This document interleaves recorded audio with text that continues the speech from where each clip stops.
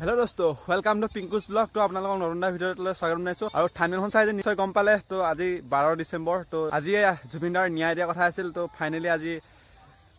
Chargesheet दाखिल करिले तो आहकचोन आज भिडिओটো চাও কিনো কাক ফাঁসি দিব আৰু চাও কি কৈছিল आज নিউজটোত তো চাও কে জ্যেষ্ঠ অধিবক্তা বিজন মহাজনৰ বিস্ফোৰণ মন্তব্য মানে তেওঁ কি কলে তো আজি বলক ভিডিওটো চাও যে চাৰিজন ব্যক্তিৰ বিৰুদ্ধে যিসকল ব্যক্তি ইতিমধ্যে একিউজ হিচাপে তেওঁলোক তেখেতক গ্ৰেপ্তাৰ কৰা হৈছে আৰু তেখেতৰ চাৰিজন ব্যক্তিৰ বিৰুদ্ধে 103 ধাৰা আৰোপ কৰিছে 103 বিএনএছৰ ধাৰাটো তাহানিৰ আইপিসি 302 আইপিসি লেখিয়া অৰ্থাৎ মাৰ্ডাৰৰ ধাৰা সন্নিবিষ্ট কৰা হৈছে সেই ব্যক্তি কেইজন হল শ্যামকানু মহন্ত সিদ্ধাৰ্থ শৰ্মা অমৃত প্ৰভা মহন্ত আৰু শেখৰ জ্যোতি গোস্বামী এই চাৰিজন ব্যক্তিৰ বিৰুদ্ধে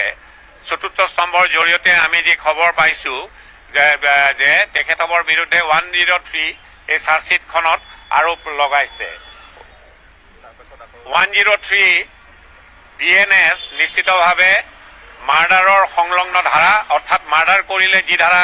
সন্নিবিষ্ট হ'ব লাগে সেই ধাৰাটো সন্নিবিষ্ট কৰিছে আৰু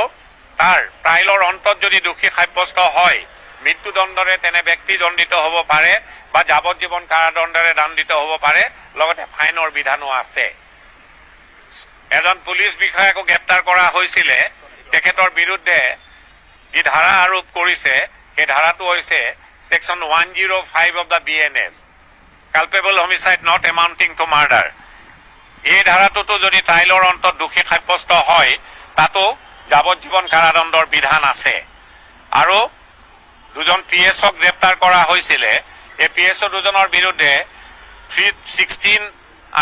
বিএনএছ এই ধাৰাটো সেকশন 316 বিএনএছ এই ধাৰা আৰোপ কৰা হৈছে আৰু এই ধাৰাটো যাৱজ্জীৱন কাৰাদণ্ডৰ বিধান আছে ট্ৰাইলৰ অন্তত যদি দোষী সাব্যস্ত হয় বিএনএছএছত 346 বোলা এটা ধাৰা লিপিবদ্ধ আকাৰত আছে intention of the legislature was clear যে 346ত লিপিবদ্ধ আকাৰত এই ধাৰাটোত কোৱা হৈছে যে গুৰুত্বপূৰ্ণ গোচৰ এনে ধৰণৰ গোচৰবিলাকৰ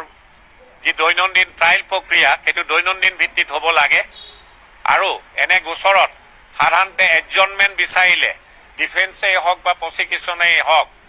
এডজনমেণ্ট সাধাৰণতে দিয়াটো কাম্য নহয় বুলি এই ধাৰাটোত সন্নিবিষ্ট হৈ আছে যিহেতু জুবিন গাৰ্গ অসমৰ ৰাইজৰ হিয়াৰামতো ভাৰতবৰ্ষৰ ৰাইজৰ হিয়াৰামতো আনকি তেখেত বিশ্বৰ দৰবাৰটো প্ৰতিষ্ঠিত হ'বলৈ সংগীতৰ জৰিয়তে সক্ষম হৈছিলে আজি চাৰ্জশিট দাখিল কৰিলে আৰু আৰক্ষীৰ আওতাৰ পৰা নিশ্চিতভাৱে আজিৰ তাৰিখৰ পৰা বিচাৰৰ প্ৰক্ৰিয়া আদালতমুখী হ'ল আৰু আদালতে নিশ্চিতভাৱে অসমৰ ৰাইজে যি জাষ্টিছ ফৰ জুবিন কৈ আহিছে নিশ্চিতভাৱে আইনে আদালতে তাক আইনৰ সুব্যৱহাৰৰ জৰিয়তে তাক দিবলৈ সক্ষম হ'ব বুলি আমি সকলো অসমৰ জনসাধাৰণ আশাবাদী সক যেহেতু এই চাৰ্জশিটখন অতি বৃহৎকায় ইয়াত নিশ্চিতভাৱে প্ৰতিজন ভাৰতীয় নাগৰিকে চাৰ্জশিটৰ প্ৰতিলিপিৰ বাবে আবেদন কৰিব পাৰাতো কোনো বাধা থাকিব নোৱাৰে খালি বিধান আছে যি বিধানৰ জৰিয়তে এই চাৰ্জশিটৰ কপি ব্যক্তিয়ে বিচাৰিলে তেওঁক দিব পৰা যায় নে নাযায় তাৰ প্ৰতিলিপি এই বিধানত লিপিবদ্ধ আকাৰত আছে Guwahati high court criminal rules and order তাত লিপিবদ্ধ আকাৰত আছে যে এজন ব্যক্তি তেওঁ যদি এই গোচৰটোৰ লগত কোনো সম্পৰ্কই নাই তেনেহ'লে তেওঁ কপি দিয়াৰ পৰা যি জুডিচিয়েল অফিচাৰৰ এখতিয়াৰৰ ভিতৰত এই কপি দিয়াৰ দায়িত্বটো আছে বা তেওঁ তাৰ তত্ত্বাৱধান কৰে সাধাৰণতে এনে ব্যক্তিক কপি দিয়াৰ পৰা বাৰণ কৰা হয় কিন্তু এনে ব্যক্তিও কপি পাব পাৰে যদিহে তেওঁ গুড কজ বুলি Guwahati high court criminal rules and অৰ্ডাৰ্ছত লিপিবদ্ধ আকাৰত আছে এজন ষ্ট্ৰেঞ্জাৰে যদি কপি বিচাৰে যদি তেওঁ গুড কজ দিব পাৰে তেওঁক with judicial application of mind এই কৰ্তৃত্বশীল বিষয়া জুডিচিয়েল অফিচাৰজনে যাৰ তত্ত্বাৱধানত কপি দিয়া নিদিয়াৰ বিষয়বস্তুটো তেওঁৰ ওপৰত নিৰ্ভৰশীল হয় যিজন ব্যক্তিৰ ওপৰত তেখেতে কপি দিবলৈ বাধ্য হ'ব যদিহে গুড কজ তেনে ব্যক্তিয়ে ষ্ট্ৰেঞ্জাৰ টু দা প্ৰসিকিউশ্যন এই বিশেষ গোচৰটোৰ লগত যদি কোনো মানে যোগসূত্ৰ নাই তেনে ব্যক্তিয়ে বিচাৰিলেও যদি গুড কজ দিব পাৰে পোৱাৰ সম্ভাৱনা আছে।